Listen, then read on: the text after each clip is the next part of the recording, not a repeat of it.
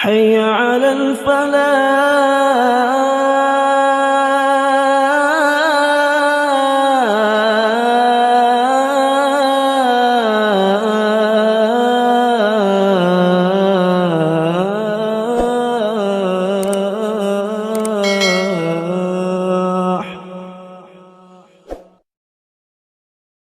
Kita menjadi manusia itu kan seolah menjadi status melekat dalam diri kita.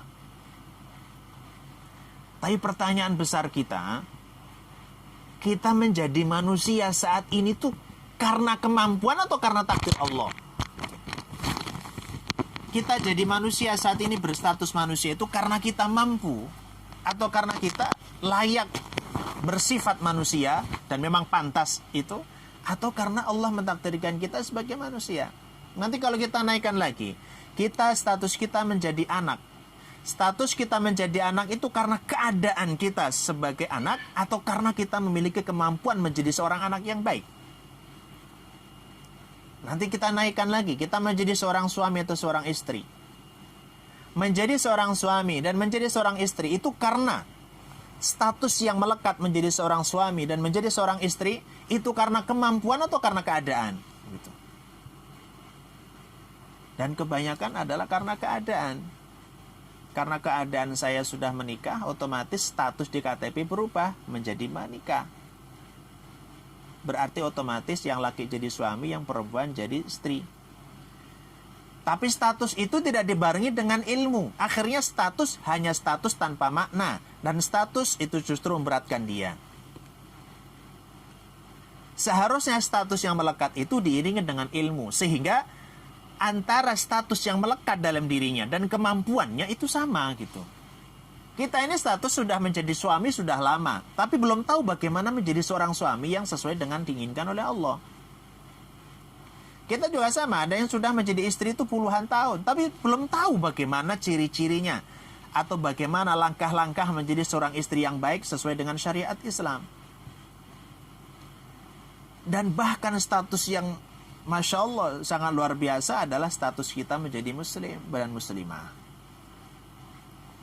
Apakah status menjadi muslim dan muslimah ini hanya karena keadaan keluarga, keadaan masyarakat kita menjadi muslim, ataukah karena punya ilmu? Itu bahaya. Kalau yang tadi status jadi manusia karena keadaan, ya sudahlah, tinggal kita tingkatkan. Karena itu bukan pilihan kita. Sama dengan ketika status menjadi seorang suami dan saat ini sudah puluhan menikah, tapi belum tahu bagaimana menjadi seorang suami yang betul-betul diinginkan Al-Quran dan Sunnah. Mari kita perbaiki. Lalu yang jadi renungan kita yang mendalam adalah, jangan-jangan keislaman kita menjadi muslim dan muslimah, mukmin dan mukminah kata Al-Quran, jangan-jangan itu hanya sebatas status karena keadaan kita ngumpul sama orang Islam. Tetapi kita belum mendapatkan atau belum mendalami bagaimana menjadi seorang muslim yang baik, menjadi mukmin yang baik. Makanya Al-Quran itu menyatakan, ya ayyuhalladzina amanu dkhulu fis-silmi kafah, yang dipanggil orang beriman, tapi perintahnya suruh masuk Islam. Ini kalau baca terjemahannya bingung. Orang beriman suruh masuk Islam, bukannya Islam dulu baru iman. Gini maksud saya, maksud Al-Quran itu gini, salah satu mananya. Orang itu ketika sudah beriman, namun karakternya itu belum menunjukkan bahwa dia orang beriman, belum melaksanakan syariat Islam, tanda kutip, berarti keimanannya belum diakui sempurna oleh Allah. Karena sekali lagi status itu harus muncul gitu. Kecuali status iman hanya Allah yang tahu. Makanya kita tidak akan pernah tahu orang itu beriman atau tidak. Berimannya itu sebatas apa, kadarnya kita gak pernah tahu. Setahu kita kalau orang itu sholat berarti muslim. Kalau orang itu puasa berarti sudah mukmin. Itu hanya perkiraan kita. Tapi sebesar apa keimanan? Dan juga sebesar apa keislaman dia, kadarnya seberapa tebal ya keimanan, itu gak pernah tahu. Hanya Allah yang tahu gitu. Nah dari sinilah seharusnya kita ini status-status yang nempel dalam diri kita jangan hanya sebatas status, tapi tidak memiliki karakter sebagaimana status yang ada. Kita ini hidup di dunia sudah sekian lama, puluhan tahun. Tetapi terkadang kita nggak tahu tujuan saya itu apa sih gitu. Manusia, saya itu manusia.